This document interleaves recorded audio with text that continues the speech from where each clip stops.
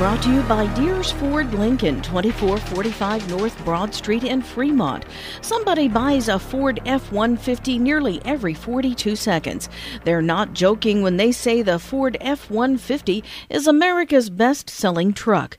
Check out DeersFord.com for a wide range of F-150s, or stop in the dealership and find out the strong 37-year legacy of the F-150. I'm Connie Green with this news update. You worry about your kids even if they're grown up and on their own. Fremont parents Carter and Julia Cook's son, Carson, who graduated from Fremont High School in 2004, moved to Nepal 7 months ago to start a call center. Carson said he experienced his very first earthquake April 25th. First and only earthquake I've ever been through my whole life. Basically freaking out, trying to get out of the building. The earthquake went on for like 30 seconds. People were screaming. I mean, it was just super intense. Our main concern was our office, our employees, what's happened. And our office is about 6 or 7 miles away. So we just decided to walk. Halfway through the trip, another earthquake hit, another big one. We were on Ring Road. It's like being on Dodge. 4, 5, 6-story cement buildings were falling over.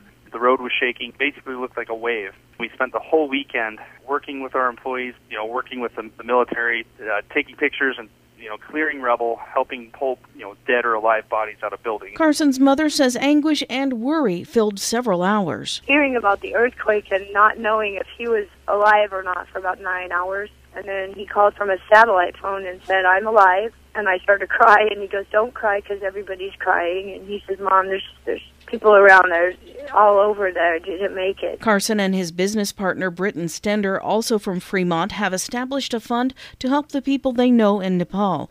You can go online to GoFundMe.com/Stenco support. That's GoFundMe.com/Stenco support. The weather may be saying cool early spring, but our minds drift to warm summer fun. A nonprofit group called Here Nebraska is putting together several concert tours for July, which feature homegrown talent. Executive Director of Here Nebraska says our area will be treated to some of those concerts as well. But we're very excited this summer to be moving that programming across the state through the Good Living Tour. The West Point show I'm super excited about. We are featuring 3 really top-notch bands at the Nielsen Center on Thursday, July 23rd. And these bands are very diverse. We have kind of a southern rock band. It's very popular from Omaha, another Omaha kind of pop rock band. And then the third band is actually a native of West Point who now lives in Nashville. The concert is free in all ages, and we really hope to get a lot of young people out from the area. GoodLivingTour.com.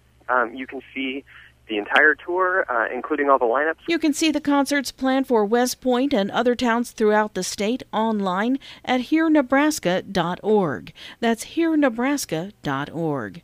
State legislators debate the nomination of Brad Rice as superintendent of the State Highway Patrol for more than 2 hours before confirming his nomination on a 32-7 vote. Opponents claim Rice had discriminated against women and too freely shared his Christian faith with others on the job. Senator Paul Shoemaker of Columbus supports his nomination mainly because a female trooper he trusts called him to say Rice is okay. And because of that opinion, I'm going to be supporting this nomination and recognizing we all say things, do things we might regret. But in the end, if we're good people, we're okay. That isn't good enough for Senator Kate Boltz of Lincoln. We need more than okay, Senator Shoemaker. We need someone who is excellent and someone who is taking extraordinary and exceptional steps to make sure that we are doing the best that we can in an inclusionary, community-based, smart, equal manner. Rice will succeed Colonel David Sankey in leading the patrol in Nebraska. The Ag Department says more than half of Nebraska's expected corn crop has been planted and 12% of the soybeans are in the ground. That's ahead of last spring's pace for both crops. Last week's rain slowed farmers in many east, central, and southeastern counties.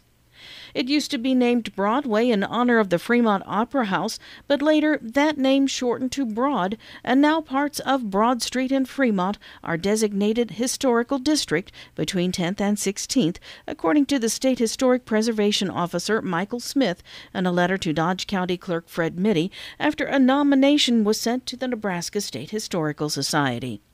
Preliminary concrete work has been completed on northbound curb lane of Highway 77 or Broad Street in Fremont, according to Mick Jacobs with the Nebraska Department of Roads. The concrete work is done. We haven't even started on the asphalt resurfacing yet. But in order to get ready for the asphalt resurfacing, we have to complete the curb alignment on the southbound, so that when the asphalt work does get here, it's going to all take place at one time. Right now, the head-to-head has been shifted a little bit to the west to allow for work on the east side. Now it's going to be shifted to the east to allow for work on the west side. That work, according to Mick, should be wrapped up in July. Tomorrow morning, you will find Military Avenue west of Highway 77 narrowed to one lane in each direction with no turns for eastbound traffic.